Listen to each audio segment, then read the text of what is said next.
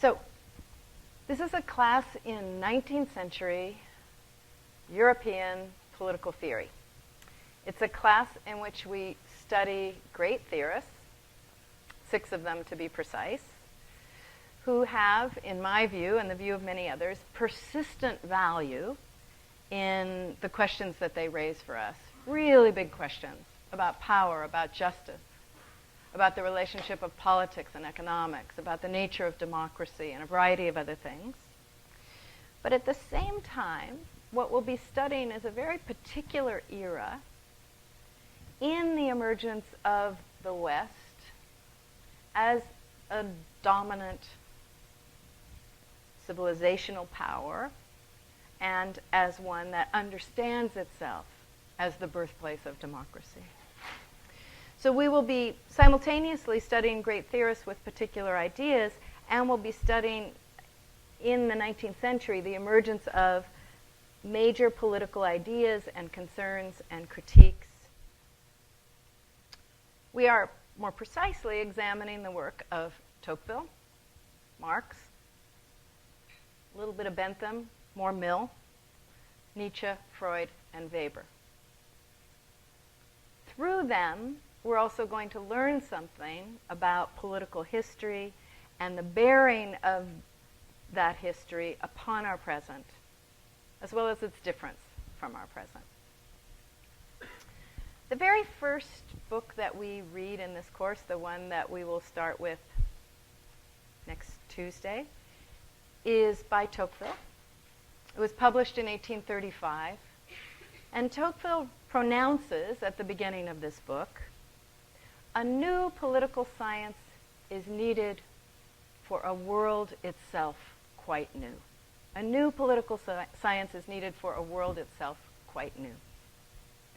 What I want to do today is spend some time talking about the felt newness of this world, what it is about the 19th century that is leading a thinker like Tocqueville to proclaim the world that is emerging in Europe, and in his case also looking at the United States, so let's call it the Euroatlantic world.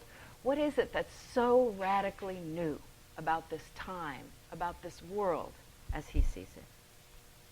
So what I'm going to be doing today at a very kind of sketchy, loose, grand level is consider what the combination of democratic revolutions, the Industrial Revolution, the explosion of capital as a political, social, and economic force, the rise of mass society, and its counterpart, the alienated individual. What all of these things together mean for this age, as an age that is experiencing itself as a new age, and what they mean for political theory in this age. Again, this course dwells in 19th century Europe and the Euroatlantic world more generally. Political theory in it is unlike anything that has come before. To be sure, we're going to be reading a number of liberal political theorists, and by liberal, and I'll be saying this a lot in this course, I don't mean liberal as opposed to conservative. I mean liberal in the old classical sense, in which the individual is taken as a primary political unit, and in which the individual's liberty is taken as fundamental, and in which equality among individuals is fairly assumed. So we'll be reading a number of liberal political theorists who take these things as given. And the antecedents of this liberalism certainly appeared in earlier centuries, figures like Hobbes and Locke. We will also be reading critics of liberalism and modernity, for which there are also predecessors, figures like Rousseau. But many of the concerns shaping liberalism, as well as critiques of it in early modernity, many of those concerns get more or less settled by the middle of the 19th century. That is to say, we no longer see the preoccupation in political theory of attacking feudal arrangements of power and legitimacy. We no longer see a preoccupation with attacking the privileges of an aristocracy or exclusions based on rank, or the unquestioned legitimacy of monarchical power. The attempt to distinguish church from state power is also more or less settled. Not completely, but more or less. And legitimacy of government established through representation is also coming to be more and more of a given. Certain rights of man are coming to be more or less givens. Now, that's not to say these things aren't still contested, and it's not to say these things are complete. That is, government through representation still has lots of exclusions. Who's represented is still a big question. The question of who the rights of man belong to, whether women are included, whether in the U.S. African Americans are included, what to do with the question of new colonies and empire and so forth, whether Jews are included in Europe, all of that, as we'll see in a moment, those things still are being contested. But the general point here is that the matters that so intensely occupied the late 17th and 18th centuries are not at the forefront of the political theory that we will be studying in the 19th century. Instead, what do we see? We see something really new. We see political theory concerned for the first time in a big way with society and economy, with questions of how populations are to be managed, how they're to be governed, how they're to be ordered. So we're not simply seeing political theory concerned with the question of legitimacy of governments. Rather, political theory and social theory really start to merge. You'll see this very clearly in Tocqueville, our first author, who will spend as much time on the social contours of political life, American life, which is his subject of study, as he does on its political institutions, even though he's talking about democracy. But he spends as much time thinking about the nature of society and economy as he does about political institutions. You'll see this merging of political theory with society and economy also in Marx, who will argue that political life is actually pretty much a derivative of much more fundamental orders of power found at the level of the economic and the social. You'll also see this merging of political theory with social and economic concerns in Bentham and in Mill, who will devote themselves to the question of how to manage and govern and organize the domain of society. They'll insist on absolute political liberty, but at the same time they'll be developing new techniques of governance for the social. So, as what we may call loosely democratic assumptions come to be the assumptions of the age, the big questions of political theory start to shift away from whether those assumptions are legitimate or not, and instead turn to questions and issues that operate inside democratic assumptions. For example, is democracy more fundamentally about equality or about liberty? If you were to define democracy, would you start with the question of equality or would you start with the question of liberty? Tocqueville will argue that democracy is crucially defined by egalitarianism. That's what it means to talk about this age as one that's democratizing. It's crucially defined, in his view, by the absence of rank in society, the absence of orders established by birth. Mill and Bentham will stress liberty, individual liberty. Marx will argue that you can only get real freedom through true equality, and that existing democracies, what he will call bourgeois democracies or constitutional democracies, haven't yet achieved either true equality or true freedom. This leads us to another concern, which is that as the value of democracy comes to be more and more of a given, and I don't mean everybody agrees on what democracy consists of. As I just suggested, there'll be arguments about that. But as the general value of democracy comes to be more and more of a given, the question turns to one of what institutions and what social arrangements best realize the principles and the promises of democracy. In other words, the question increasingly becomes not just whether democracy is right or wrong, but what makes it true, what makes it come true, what realizes it. Centralized government or local participation and decentralization. Capitalism or socialism. And it's not just Marx that will argue that socialism is what realizes democracy. We'll also see Mill somewhat disordered and confused on the subject. Mass education, is that what realizes democracy? Or is it the cultivation of an intellectual and cultural elite who will keep democracies to their promise? Superior leadership or popular sovereignty, popular power? We'll also see again and again the problem in the 19th century of who is eligible and who is ineligible for being included in democracies.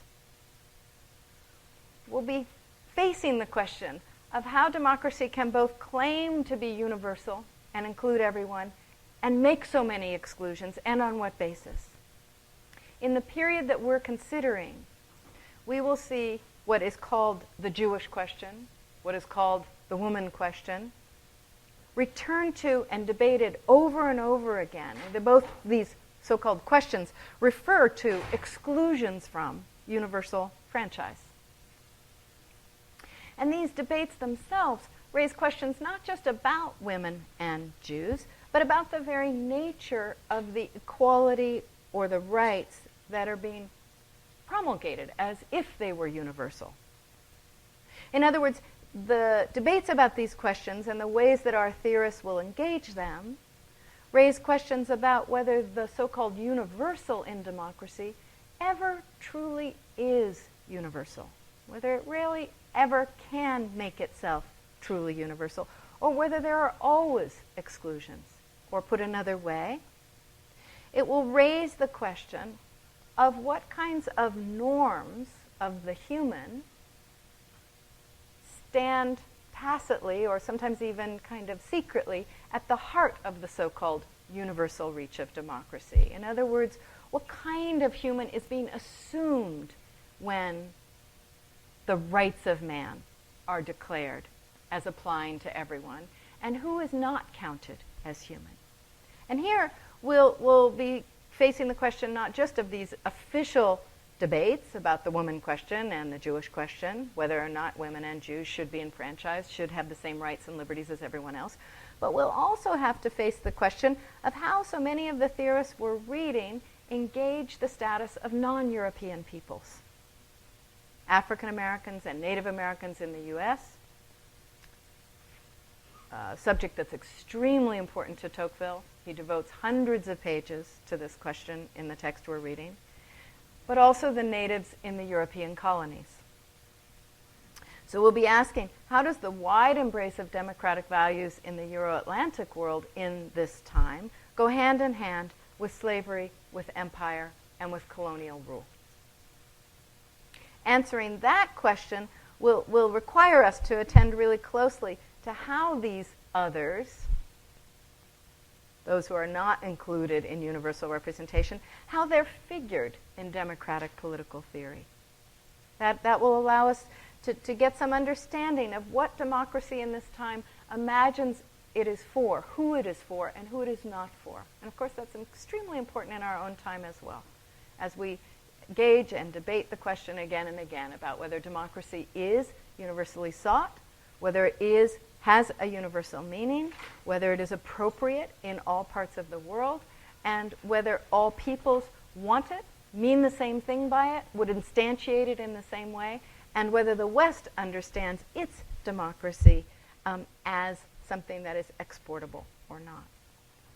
Okay, not to worry, even though I'm only through number one, the next 5 points will move a little faster. In fact, the last two go really fast, so I'm dwelling a bit in number one, but now we're on to governability. This raises a second set of questions in this period. The question of governability I've already mentioned really briefly. It goes like this. With two relatively recent phenomena becoming really ubiquitous, on the one hand we have in this century large populations for the first time concentrated in cities, and we also have a growing assumption of egalitarianism at the political level, that we're all equal in some way. With these two phenomena becoming increasingly common, political theorists are asking for the first time in Western history, how do you govern a mass society of equals? How do you govern a mass society of equals? Another question we might insert here, it's not quite the one that's being posed by them, but it will be important to us as we consider these theorists. What techniques of power are born in this time, in this period, that are new? Techniques of power that exceed the image of the Hobbesian sovereign with the sword and the sepulchre in two hands, or exceed the question of Lockean natural rights. Questions that exceed the matter of simply controlling from a powerful state or through everybody exercising their individual rights. Instead, what we're going to be considering is what new forms of control or administration begin to arise as supplements to sovereign state power, to govern mass populations. And here we're going to be encountering theorizations of capitalist political economy, the market as such a tool, a crucial form of social ordering and organization.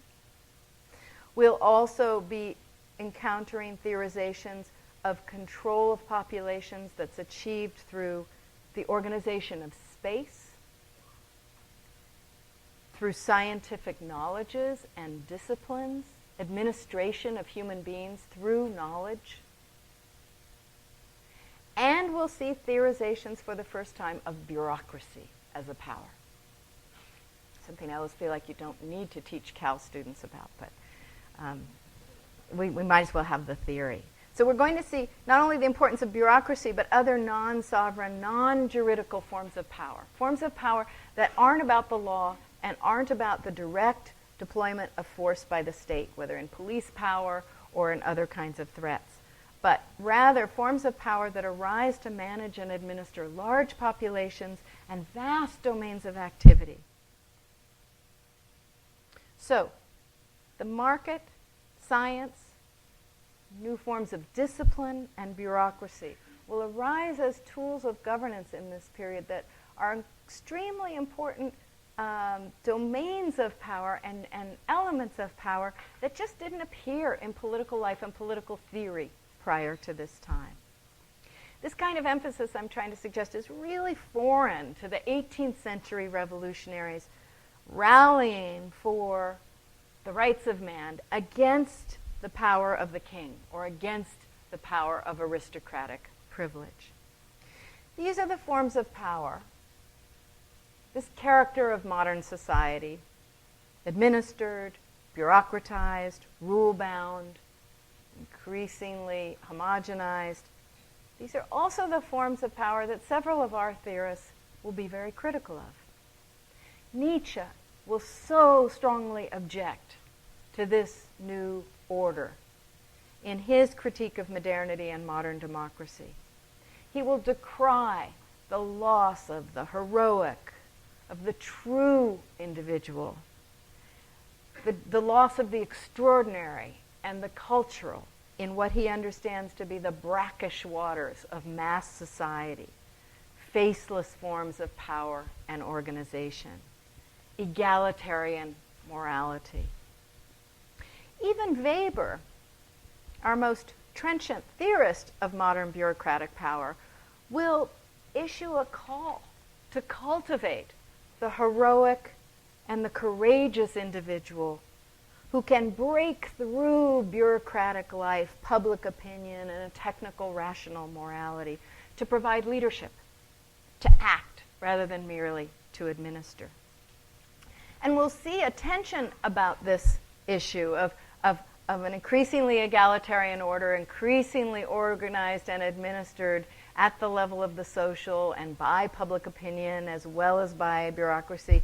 We'll see a tension between that and the desire for something else in John Stuart Mill, who will worry about the leveling effects of egalitarianism, the increasing rule of social norms and public opinion, and be concerned with how to foster singularity and genius and excellence out of mass society.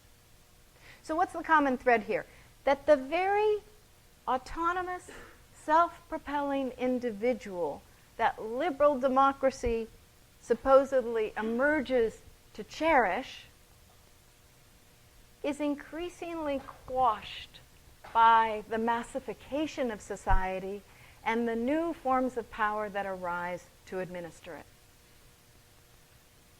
And we'll be struggling with this issue over and over again, this question of how this individual that is born to be protected as a rights-bearing, goal-setting, free individual is at the same time born into an order in which that individuality and that liberty is from the beginning compromised by these new forms of governance and power.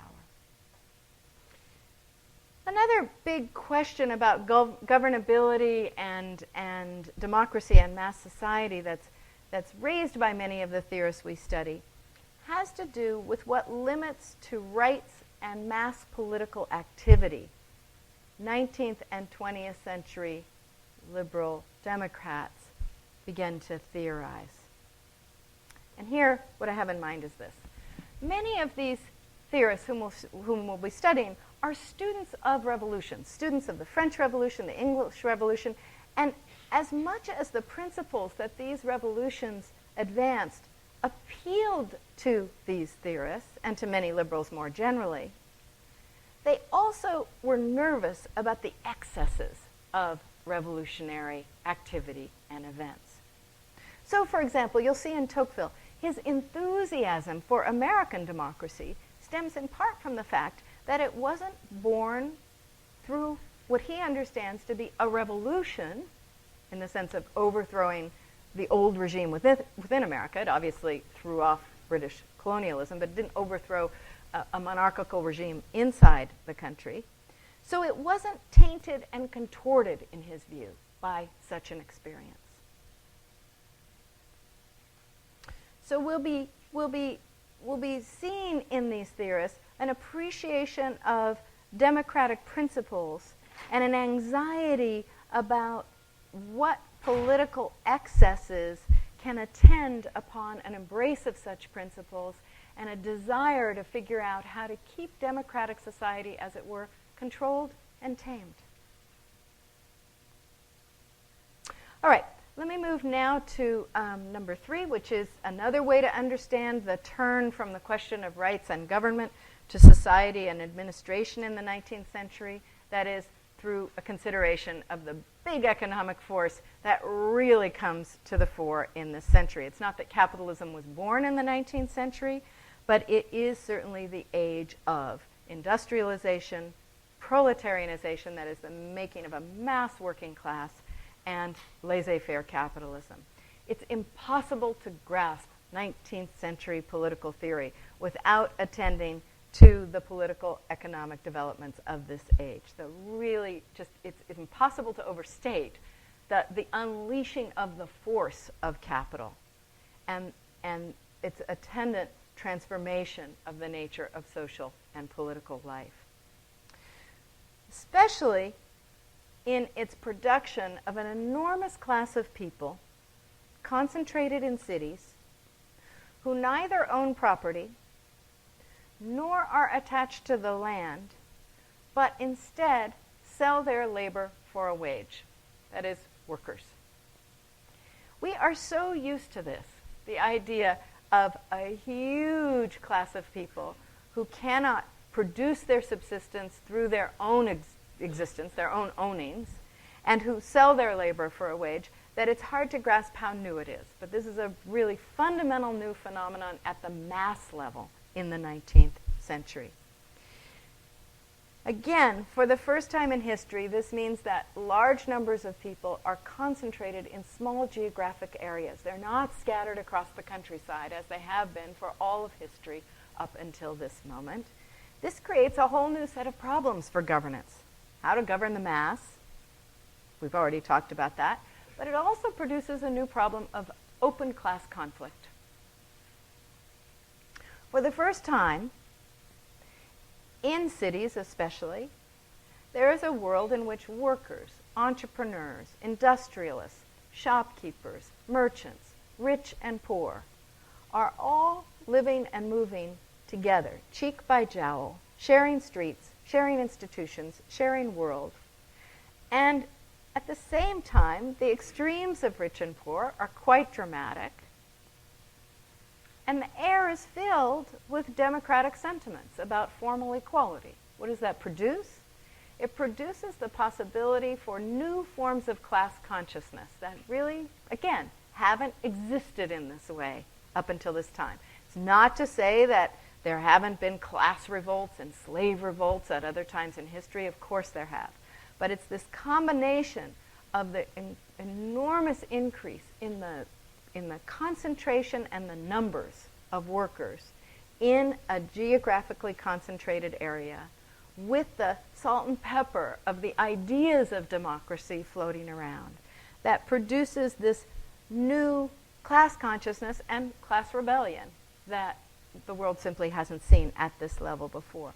Really gone is the distance and gone is the rationalization of the order of serf and lord, aristocrat and peasant, slave and master. Instead, workers in the Euroatlantic world are no longer separated from the rich by vast geographic distances or by religiously and politically sanctioned distinctions. So in this century, we have the material for new democratic, including socialist complaint.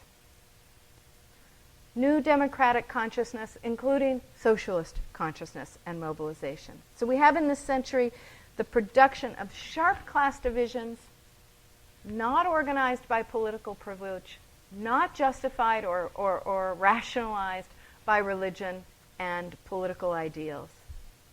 And consequently, we have the production of dramatic class conflict.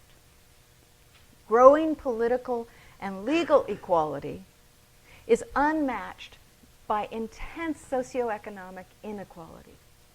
And as a result, we have the emergence of class resentments, class struggles, class mobilization. Now, Marx obviously is the thinker we will study who will most directly theorize this problem. But every theorist we read will allude to it, if not theorize it directly.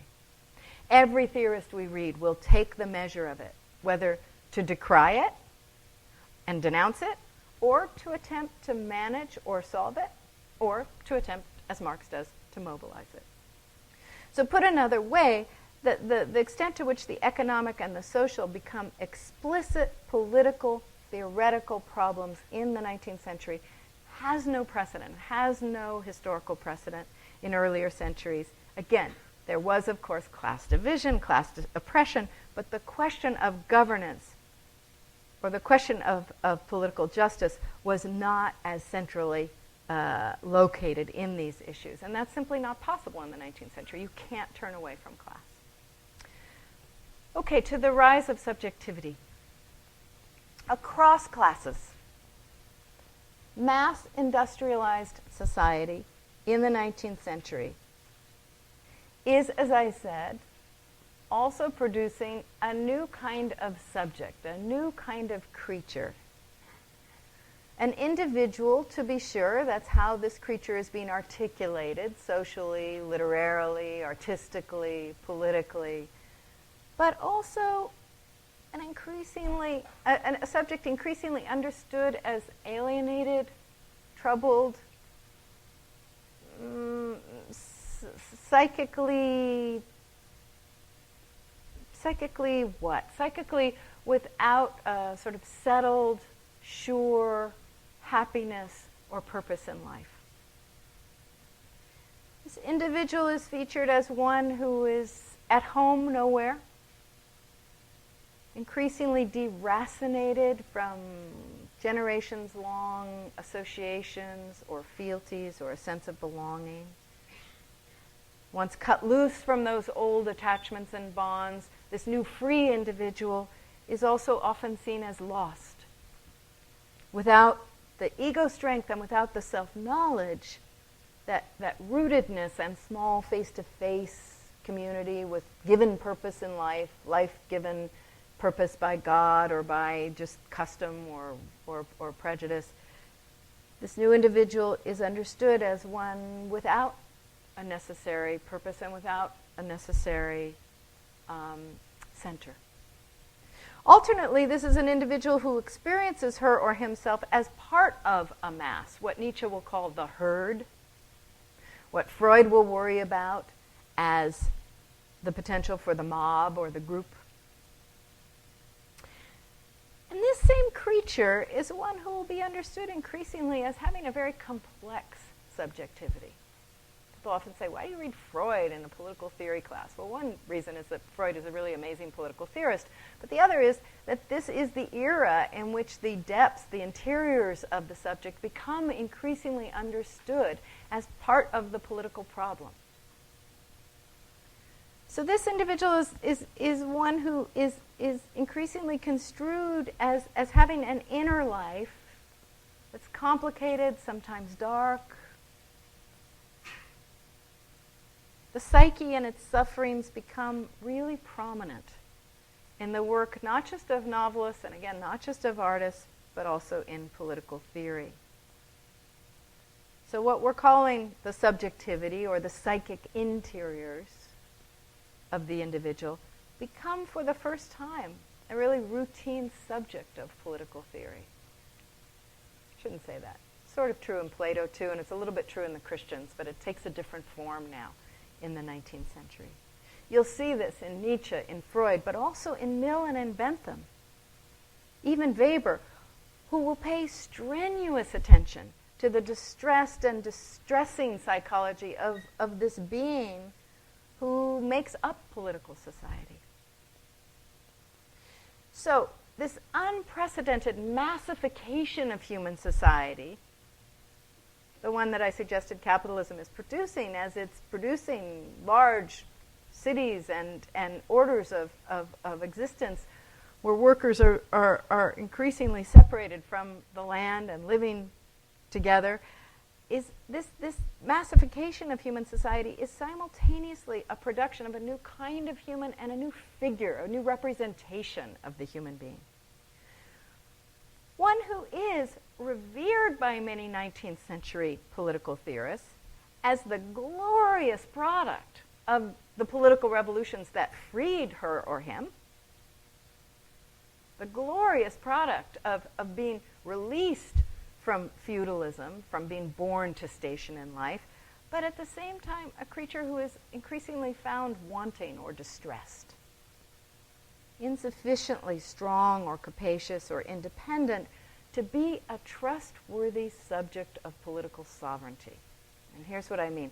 This individual who is cherished by democratic theory is also found to be insufficiently strong, capacious, and reasoning to be the source of sovereignty that popular sovereignty promises we should be.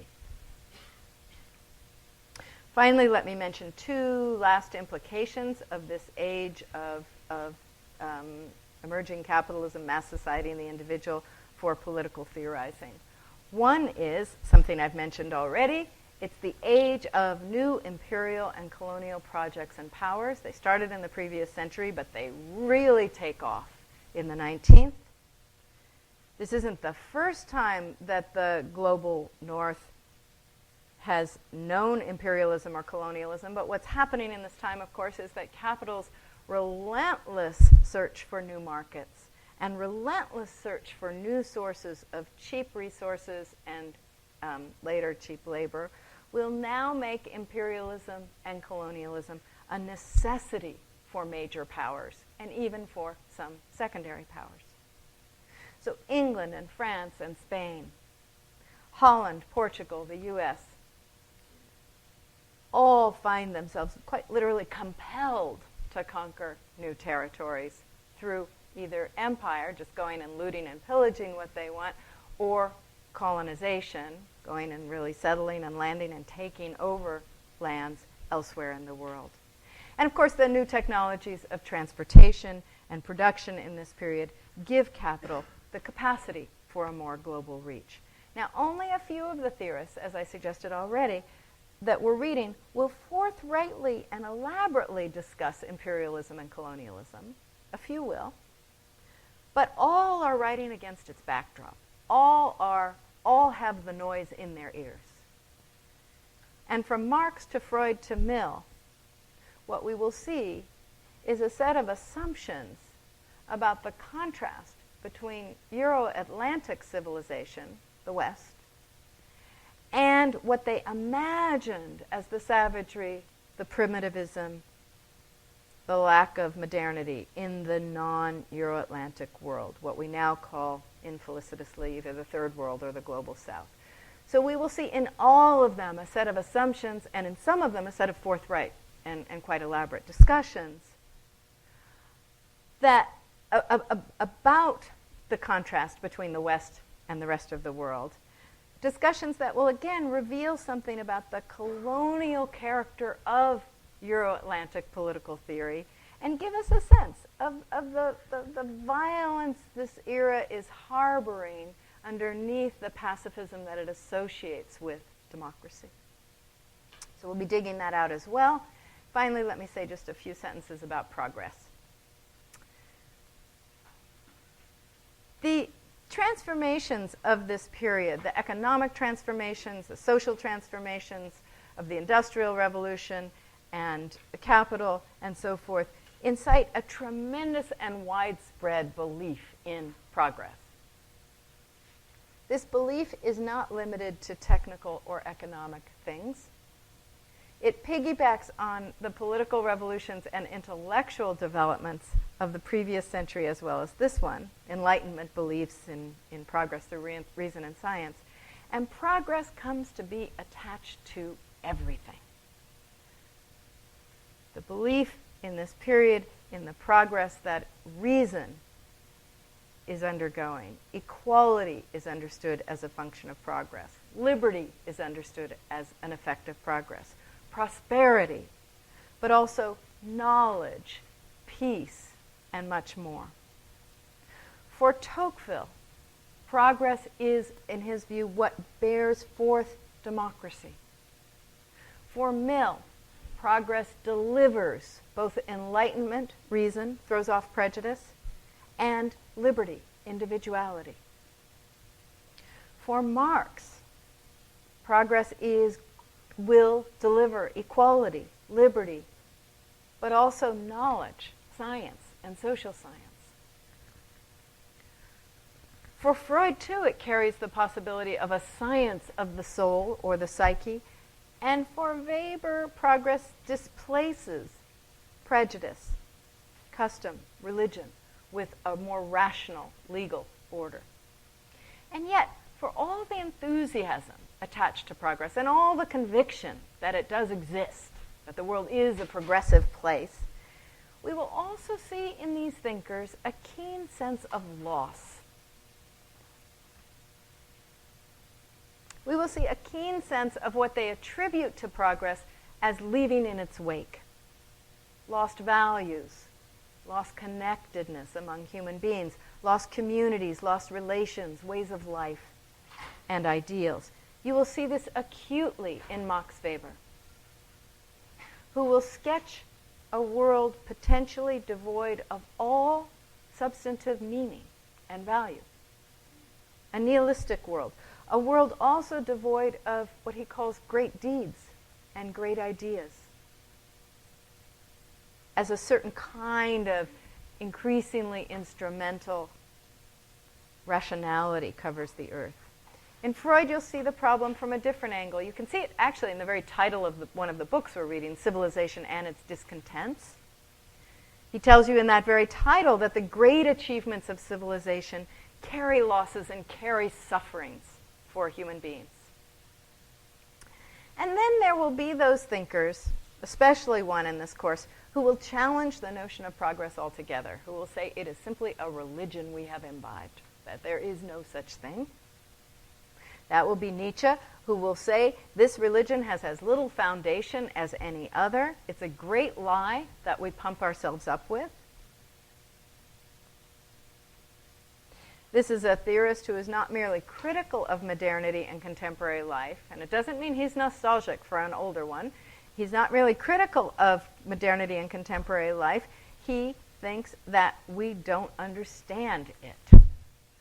He calls into question the whole notion of progress. He challenges it on every ground, the ground of knowledge, the ground of being, the ground of political life and cultural life.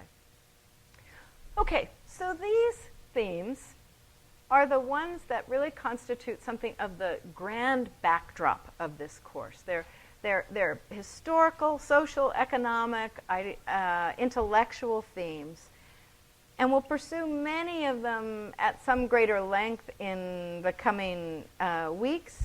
What I wanted to do was just give you a minimal sense of the era in which we will be working. All of our work takes place, in a sense, against this backdrop. Give you a sense of some of the historical forces at play and some of the problematics that they produce. That's why I'm trying to bring out things like mass society on the one hand that needs to be governed, the alienated individual on the other, and so forth.